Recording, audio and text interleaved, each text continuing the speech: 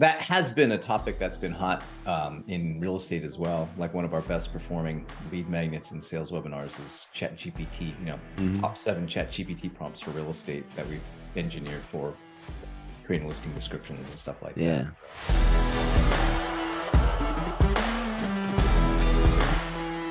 Are they? I mean, every industry has gotten on fire because people are excited about it. But have you seen that your agents are actually implementing it?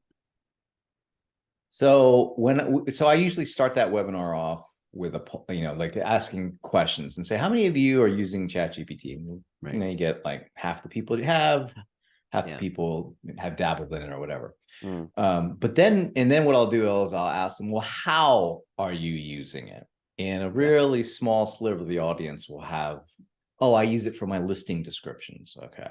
Oh, I use it for this. But that's definitely a much smaller percentage of people, because when you think about it, ChatGPT or Bard is not good for real estate agents, because it's another thing that they have to learn how to do prompt engineering. And they're like the worst people to do prompt engineering. Like out of anybody, you don't take a people person and say, hey, you're going to engineer this prompt. And so like even within our own training, what we do is I give them 7 like very relevant prompts. Like, hey, here's how you prompt to write your bio, prompt to promote a listing that's not going to get you, breaking fair housing regulations, et cetera, et cetera. So we have all these prompts that we've worked. I think I worked on most of them, and then what we do is at the end of it, I'll usually say, you're only going to be using ChatGPT, for those of you who are using it, probably just for a little while, because pretty soon, and it's happening already, your favorite tools are going to start incorporating AI into them, right? You're already starting to see this, right? So then I pull up our platform and I say, look, this is what we're doing. You use our website. Look, we have a ChatGPT enabled listing description writer. Oh, if you go to our email tool, it'll generate subject lines based on. And so I start to show them how that's going to play out. And, I've got a whole development stack of adding more AI to the tools and stuff that we offer. But so I feel like but on the flip side, for marketers, and in particular, like our in-house team, they're finding all kinds of ways to do either the marketing, more recently operational things. Like Jordan, who's our operational person, she's finding all these different ways to use AI to create better workflows. And mostly it's like starting to sequence AI-based tools into a singular workflow. Like we learned, Descript. You told us about Descript way back. We've embraced that like crazy, and they keep expanding on it. And so that's our team has gotten into the, how do we use this to either improve the quality of the work that we have, or, create a more seamless workflow, and maybe use less people to be able to do it. But even for, and Jordan's on our team, she's probably our resident expert on ChatGPT, and she's been taking classes and she's been doing all this stuff and upgrading her knowledge on it. But even like we've not been able to do much outside of creating some better workflows. Like it hasn't changed everything for us. You know what I mean? So and technology promises like that never. They never do, right? They rarely pan out. The vendors would say that, but yeah. No, I saw well, like with like Hey Jasper, I think was one of the earlier tools that were out there, and their first versions were atrocious. Like if you look at the first versions of I remember they were making claims, and then what actually did was pretty atrocious, right? It's come a long way since then. But and they had this robot face and all of this like AI, and so I want to just touch on one point. I agree with like 99% of everything you said.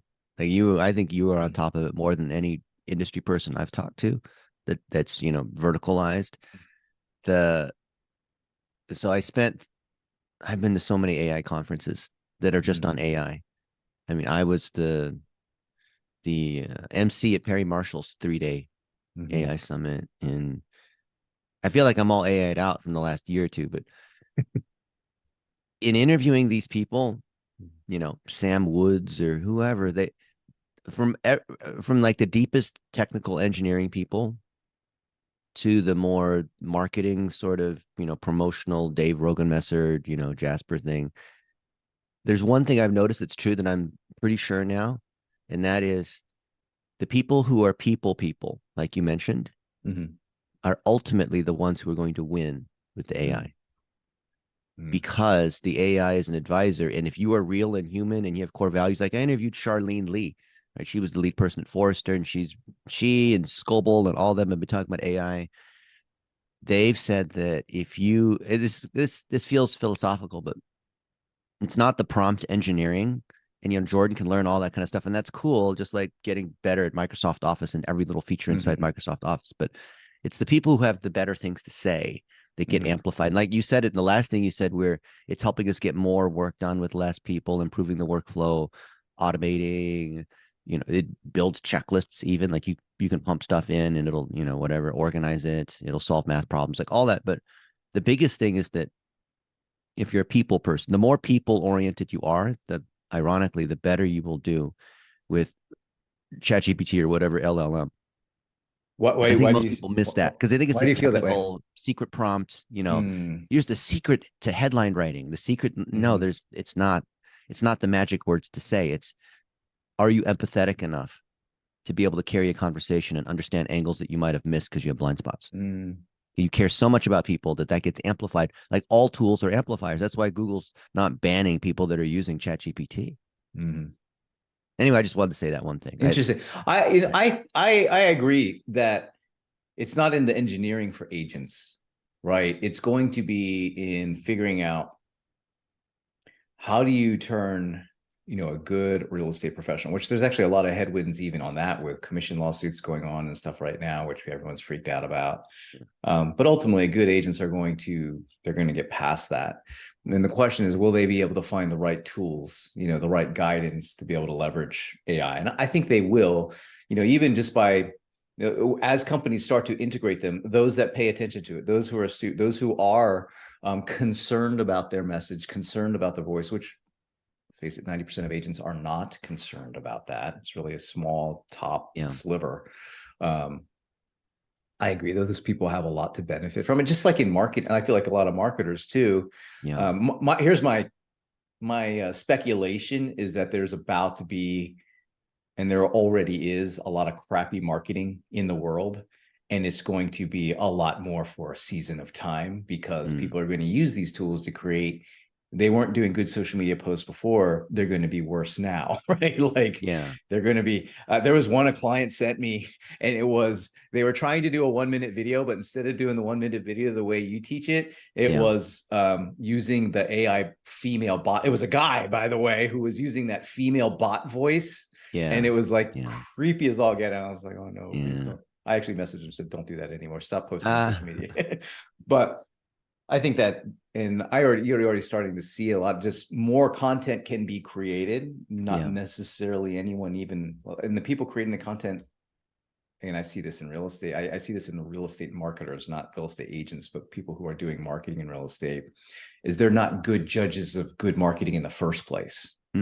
Right? There's so many marketers out there that are really just technical marketers, and they don't have those foundations and principles to be able to connect to it. That they're not a good judge of good marketing in the first place. So they're going to use the tool, which they can use pretty effectively to create stuff, but it may or may not be good stuff. So it's pretty fascinating right now.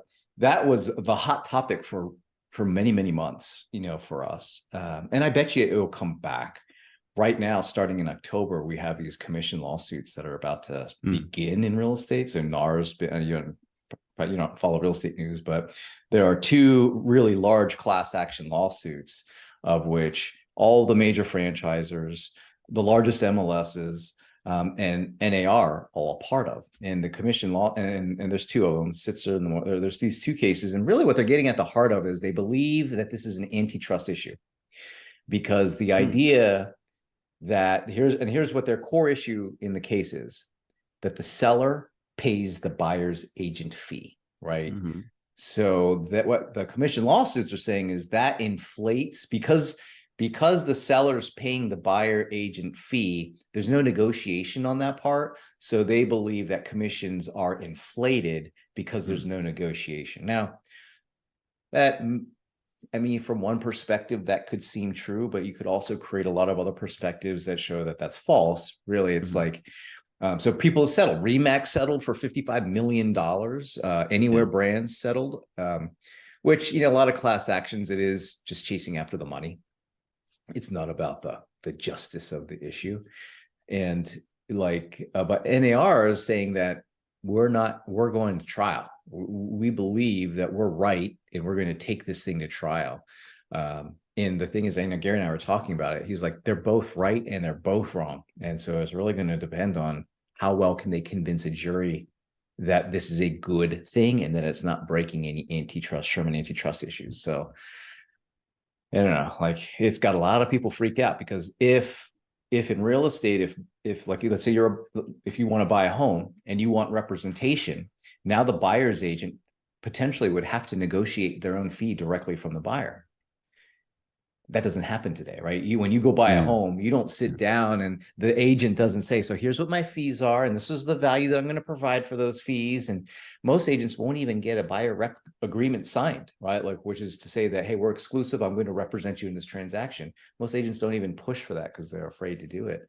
They're afraid that the client will say, no, I don't want to sign that, whatever. But if all of a sudden that same agent who's afraid to get a buyer's rep agreement signed has to negotiate their own fee, no, people won't have representation. Like, they're going to go to the listing agent most likely, and the listing agent is going to start double ending a whole lot more deals, right? Which was great for listing agents, right? That's what we do. We focus on listings. So it's great for the listing agent, but bad for the consumer. Because if you have a listing agent double ending the deal, they are the arbitrage between the two parties, but I get paid. Like, you get both sides. So ironically, it's even more antitrust. Exactly. It's even more antitrust by doing, but it's complicated, right? Like, the process is complicated. So you can create a perspective that, oh, it's not good for buyers right now, or it's not good for sellers right now because they're inflated commissions. So anyway, wow, that's fascinating. Who would have thought? But there's so many things where there's fees on both sides. Uber and Airbnb, like, at most. But I guess in most other marketplace outside of real estate, those parties pay those fees independently. Yeah. Interestingly enough, in commercial real estate, the buyer pays their commercial real estate agent. It's not, they don't take a 6% and split it two ways. Like, the listing agent, they negotiate their deal with their client. The buyer's agent and the commercial agent, they're going to do their deal. And, like, it's probably easier although commercial real estate is definitely like the Wild West of real estate. Like, it is not organized by any stretch. And like, residential real estate is pretty like disorganized, but it's a lot more organized than commercial. Because have you ever done any commercial deals, like commercial real estate deals? Oh my goodness. It's crazy what people get away with, and just the varying degrees of service that are out there. You've got people who are legitimate, great real estate, commercial real estate professionals, and then maybe the other folks, like, they don't care. They honestly don't care. And in a market like Austin, where business community is booming, and all of a sudden, square footage is an issue, you can get away with a lot of bad stuff. But I thought it was only Austin that had a crazy commercial real estate market. And then I started talking to people across the country, like, no, it's the same way here too. So, but at least it's easier because you think, oh, at least I'm getting negotiation, someone who understands, the commercial. Like, as a business owner, very little about commercial real estate. Typically, you just know you need size, you know what you want in a sense, but you have no idea about the technical aspects of buying and selling commercial real estate. So, here's what I've realized. And this is an observation about your content factory model, and really an observation about all of your training as it comes to 1-minute videos, dollar day strategy, and content factory, is that, and for whatever reason, like when you first started sharing this, I think it was like 2018 when we first started talking, when you started sharing this, and I think that's when we did our first training together. Like, I intellectually understood it immediately, right? And the team understands it intellectually immediately. But as we move to implementation, what I would find is, as the people who were implementing it would implement it, they wouldn't do the full implementation. What I mean by that is, we would get. So I remember the first time, I think Sarah on our team was building out the ads for one of the episodes, and I went back and I looked and I saw that, hey, yep, the podcast was published and there was traffic to it, And then we emailed our whole database. We also email our whole database about each Chris and Gary show episode. So, a lot of that. And I saw she had created ads for it, but guess what? No one ever went back to see if any of the ads were winners. Which is the whole power of it. Was the whole point the whole of it, point right? of it. The whole point of it was to create this evergreen model of the best performing content. Right. And so when I would start asking the team questions about it, what I realized is, for whatever, and by the way, it is not unique to Content Factory, because I find it, we teach people this 5-step real estate marketing system, of which 1-minute videos now is part of. Yeah. And what I find is, like something as simple as the interpretation of what a database or someone's contacts and connections means to them is miles apart. One person thinks like in real estate, one person thinks a database is only people who are past clients. Another person thinks of a database as only leads that you have in the pipeline. Real estate, everybody's in your database. If they know you, then they're in your database, right? Like if you have social media, if you have an email address, it's your sphere of influence. It's your whole network. Yeah. But for whatever reason, people see it, they hear it, they don't understand it. So then I always have to go back and retrain on where people are getting stuck. And that's where I realized I had to go back in, talk with Kyle about it. Kyle also intellectually understood it immediately, but then he would come to places where it wouldn't get to that next step, right? Either they wouldn't pick the winners, or and here's another thing that I found out. I don't think I realized this until you and I got together. We've not created the secondary and tertiary parts of the matrix, right? Like we're really one-dimensional in the type of content. And really, I think we kind of skip the first level and skip the third level and only do the how-tos. We don't do the whys. We don't we don't do the conversion stuff even. It's just like just the how-to stuff. And I was like, well, that's the meat in the sandwich. You have the top and bottom bun and the meat. So you should be spending more time there, but you still need the top and bottom. But you need the top and bottom. And that's what I think when we were talking the other day, we were talking about the dojo, the martial arts stuff. And I was like, because you said you were talking about, hey, emphasize the bottom of the funnel there, because no one's really doing anything there anyway. Just address those concerns like, hey, I'm too old, or this or that or the other. I was driving home and I was like, wait a minute, we're not doing that for Content Factory for PA. I called Kyle, we gotta start doing this. And so what's interesting is that I understand, like I've understood it, but when I go to implement, it's probably because we get caught up in the details, right? That's exactly why. You get caught up in one detail, forgetting that there's other parts of the model that you also have to continue to address. So it's been a great experience putting this in place, because it's also taught me, oh, this is what we need to be aware of when we're training people on how to do stuff, is they're going to get myopic as they go to implement, and you got to come pull them back out and say, hey, that's a good job. Don't forget about this, this, and this, and this. And so anyway, I think that but the whole, like you mentioned this, and almost nobody I work with, even if they're industry leaders, realizes that if you have things right, if you've established an audience like you have, that 80% of your time should be squeezing more out of existing winners, the greatest hits, than trying to produce more content. And they all have it backwards. And the newer they are, the more they think it's just about just organic, and you just keep producing 10 pieces of content a day and they never go back. And that makes them even busier, and they're hamsters that are caught on the wheel. I'm finding that to be the case in so many areas where everyone infers that new is better. Yeah. And there's one place, that I'm adamant about, because the team will still come back to me and they'll say something like, hey, Chris, we need you and Gary to do another sales webinar on this topic because it's not performing as good as it used to. So do it all over again. What they don't realize is that what they don't realize is something as little as a bad night's sleep or some randomness in the audience will make or break a presentation. So me just doing it new doesn't mean it'll be better. And usually it's worse. The ones that like really convert at a high level, it's like, keep those, watch it. And usually what happens, the reason it starts performing is because somehow it got dated. We make some kind of reference that's clearly from last year or 2 years ago. And they're like, hey, that's old. We can edit that now. Exactly. Instead of, and you can update, the best thing to do in 2022, you just change that to 2023 with your AI, right? Yeah, so it's really interesting how Because nothing this is. changes. It's all the fundamentals still, except for these news tidbits that change. Well, yeah, we were just doing a training today, sales webinar today, that we had actually needed to be updated because it is the marketing calendar topic. We update it every year, and Yeah. that was the one thing that we really zeroed in today, was this concept that the marketing principles that are effective, that work, are for the most part timeless, but your implementation, therefore the tactics, are constantly changing, weekly, monthly, definitely quarterly and yearly, right? Algorithms change, Yeah. so on and so forth. So it's very, it makes for a pretty interesting line of work. Get this. So my youngest son, he's 10. I don't even know.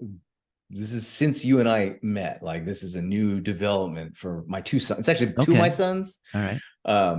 But all of a sudden, my youngest son's he's been talking about wanting to do marketing and do marketing and marketing. And I was Okay. like, good job. He's 10. So, he's literally in All fifth right. grade. So, He he should has join to, our other 10-year-olds. We got a bunch of kids in this thing. so he has to use my computer for a little bit. And I was like, okay. And what do you want to do? He's like, I want to edit a video. I was like, okay.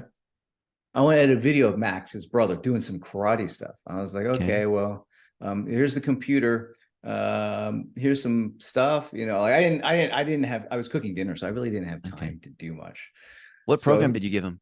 I told him to use Filmora because that's the one that I had on my desktop. That was easy to use. In Mm. hindsight, he'll probably want to use something like Descript, but he's been geeking Does he have a out. phone?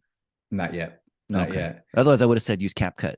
CapCut. I'll have to check. What's that? Is CapCut's the that #1 mobile video editor. Guess who makes it? who? TikTok. I know, kidding. And why do you think they do that? Make it easy for TikToks. Oh, Nice. imagine that, huh? So Just like Gmail and Google Maps are free. And why do they make all that free? check this out. I'll play his video that he made because I believe this will qualify You got to as a be proud one. of him. 10 editing videos. I mean, you didn't send him any training. He just opened the He tool and just started using it, right?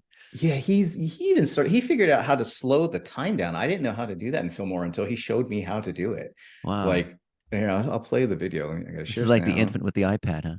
He's pretty much. Check this out. Let's see it. Yeah. All right. All right, so in this video, it's his brother, and actually his we have twin brother and Okay. sister. So it's his brother and his sister sparring each other in karate. So check it out. All the special effects. I didn't even know how to do this stuff because I hadn't done them yet. So he did all of the special effects, the sound. All on his own, he learned how to do this. Wow. Literally, I was cooking dinner while he did this, so Okay. I didn't have time to instruct him.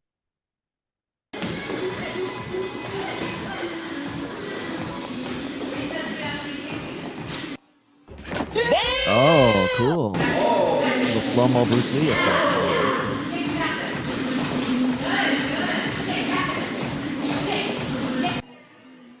Enemy spotted. Wow. Nice. Nice. So he's made like a whole bunch of them now. And so my Max, who's featured in the video, actually, I was sparring my youngest in the background there. So that was him in the background. They've started a YouTube channel, and now that's great. they're starting to post those videos. Can I promote that YouTube channel? I don't even know what the name of it is. I was like, Okay. go ahead, just do it. Let me find out, like, did he even set up a YouTube channel correctly? I don't know exactly what they did. I know it's called Max and Vincent's Fighting Channel or something. That's like that. so cool. That's like turning real life into Mortal Kombat. I can see that being a YouTube channel. Yeah, I can see it, but it's just like the kid opening presents, that kind of thing. Well, it's interesting because what I like, so the little glimpse that I got of that, especially since I told you about that Richie Smith guy from Perry Marshall's group who made the ammunition company, and his advice was to follow your kids into their passions and interests. So I got into martial arts because I was following my son's passions and interests, and it's been huge for me, life-changing. This thing, all of a sudden, I got a glimpse of it, and I was like, well, what if Vincent and Max wanted to start a channel and actually go for building it up and maybe, doing whatever with it? I was like, that'd be so cool. So now all of a sudden I'm starting to pay attention a lot more closer to what they're doing, because I want to be able to, like, if it's something that can happen for them, I want to make it happen for them. My older son is good enough where, like, our senseis believe he can, like, go all the way with martial arts, meaning that he could be like a Raymond Daniels or somebody that you become familiar with from the fight scene, Oh, wow. because he's already his the people he learns from, they're those people in Texas right now, and they have access to the people at the national levels, right, or at the Wow. global levels. Wow. And so like it's a phone call or a text message away to get him access to the best trainers in the country, and free. A lot of times it's for free. So I see this thing for them that's like really cool, but it's all That's so cool. Wow. coming back. It's amazing. So Vincent's 10 and his brother's 14, right? So you got a 10-year-old and a 14-year-old doing that stuff, and that's one video. Like he has other ones where he's got layered music in and all kinds of cool stuff. Oh, yeah, yeah. It's pretty. And so and then he's Max is his brother's name. He started posting this stuff on YouTube, already getting feedback. He's like, we need more shorts. Vincent, make more shorts, which he doesn't. I guess Vertical video, which also goes onto the other platforms. right? Yeah. Then he's got to have a phone to do all that. But yeah. so he fortunately his brother has the phone. They've been using it, but I told him, I was like, you know what, I got this GoPro Hero 11 that I was really inspired to use. I got the creator edition, so it has all the extra mods for it and everything. And I was like, you guys use it whenever you want. So I just leave it out here for them. You're now going to be more proud dad than business owner. That's I was talking to our executive team the other day, because we've been thinking about like where to go with paperless agent. And I kind of shared with you the pivot that we have made into software. And what's become pretty clear that when I look at what I want to do, because remember we were talking about, originally I was trying to build it up to sell it. And I've been talking to Gary about it. Like, we don't want to sell our company anymore. We're like, it's a bad idea. It's not even the right time. And to be honest with you, once you remove money from the equation, you wouldn't do it. Like, you just wouldn't sell your company. Then what would you do? What would you do? And like, what about the people who helped you build the dang thing? Like, what about them? Because they're going to get shafted. They almost always get shafted. The people who helped you the most, were there the longest, they always get shafted in the sale. Almost always get shafted in the sale. Yeah. So we started talking. It was like, you know what? Maybe we don't sell. Well, why don't we build this up so that we don't even have to be a part of it anymore, so that the executive team, they can run it, and maybe they'll want to buy it. Maybe they'll want to buy it from us over time. And then Gary was saying his uncle, who has he owns like one of the largest Christmas decoration import. So he goes to China and buys like gajillions worth of Christmas decorations.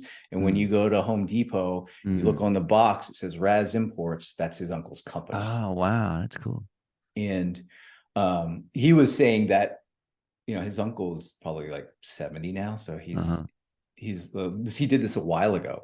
He decided, I don't want to sell my company, because all these people helped me build it over all this time. And be honest with you, I don't have to do anything. So and I don't care about the money. He didn't need the money. He was already worth a few $100 million, right?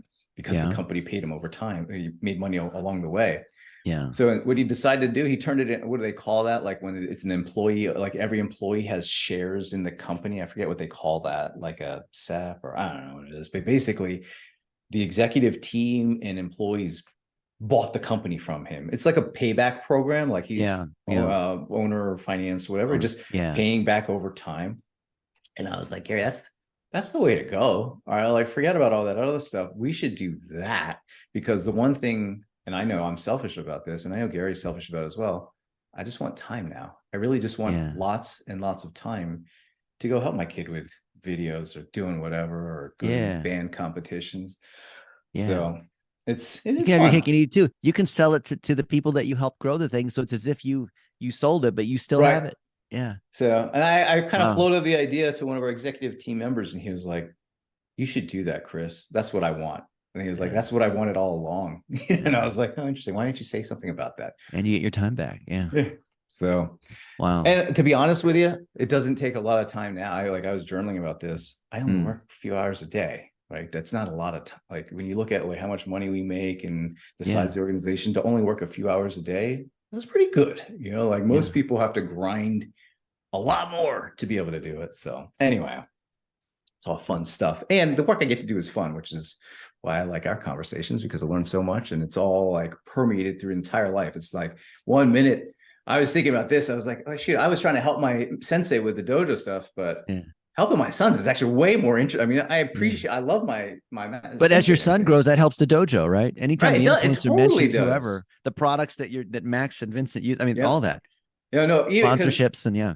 yeah, because what's going to happen is people are going to see their stuff and they're going to be like, well, where did you learn? Well, I learned at Austin Karate Center. No kidding. I want to learn there now too. Right. So it's Yeah. like And all the totally. other karate centers want to do the same thing. And then you publish a little blueprint using the Yeah. AI, you know?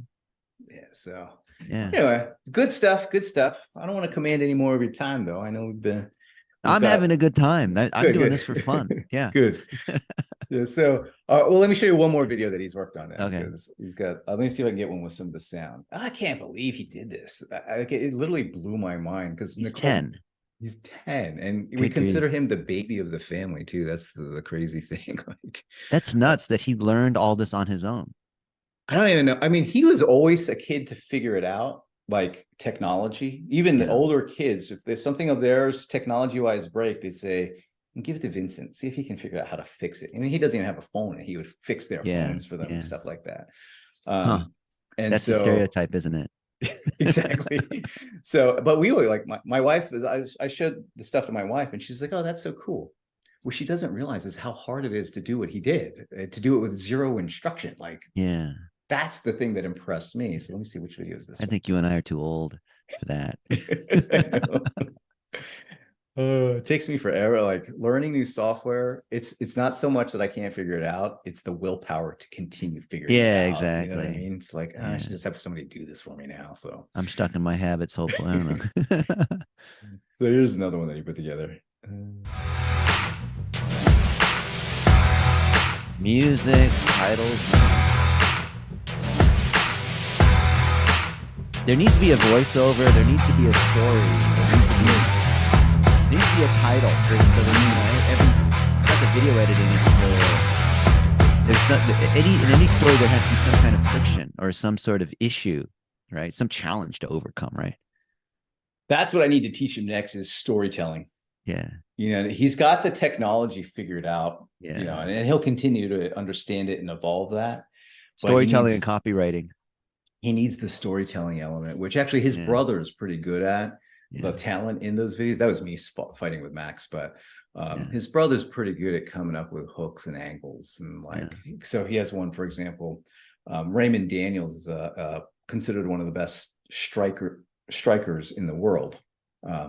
He's a little bit older now, so you know, like there's other new people coming up. He was in the karate leagues, he was in the Bellator leagues, didn't do UFC, but he was in a kickboxing league, and he's currently got a contract with Karate Combat. And so he's really well known amongst karate circles, Raymond Daniels, because he's really known for his crazy Bruce Lee style kicks that literally knocks people out in the ring, doing twists and turns. So Max figured out an angle for a video. He was like, I'm going to teach people how to do the Raymond Daniels 360 tornado kick. They made a video. Hey, my name's Max. I'm going to teach you how to do Raymond Daniels 360 kick. Yeah, that crazy one that he does like that. And then he does the tutorial. So his brother's good at finding the angle of interest on what the video should be about. So you have access to all these people. You should have Max interview all of them, you know, or demonstrate whatever, right? Yes. Yeah, that's actually a good idea because he's anytime got you access meet these to all of people, them. show me how to do this kick.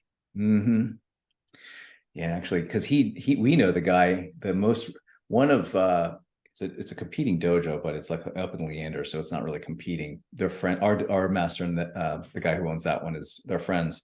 He literally was like 2 weeks ago signed a contract with Karate Combat, and so like he's now famous in the karate world because he was amateur gone pro. Like, so Karate Combat did this series where they invited amateurs to see if they can get a professional contract. And so he was one of the guys that were selected, that was selected to go out to Vegas to shoot this. I think it was in Vegas. And he when I watched, Max and I were watching the fights and stuff because they would drop it every Thursday on karate.com. And sure enough, like this is what they said, like, there's no distinction between this guy as an amateur fighter and a professional fighter making lots of money. So give him a contract. So Max knows this guy. Like, this guy has taught at our dojo, right, how to do stuff. He was there in August teaching us how to do breathing and relaxation techniques. And Max knows the guy, right? Like, sounds like a 1 minute video. Yeah, and Max even knows, and the guy knows Max. That's he knows Max. Why not leverage that? So Yeah, so now I like Max, my oldest son, he's a little bummed because he's spending about 15 hours a week doing marching band right now, and it's killing him because marching band season is marching band season, and it's a lot of time. So he's not able to do as much karate and all this stuff. But I told him in a few weeks marching season will be over, and you'll be able to go all in on this. Yeah. Build up your YouTube channel, do all this stuff. So it's fun. It's a lot of fun. It's a lot of fun seeing it all take place. Who would have guessed that my own sons would be implementing, $1 a day, 1-minute video strategies? But here we are. I'm here to help too. Anything they Yeah. need.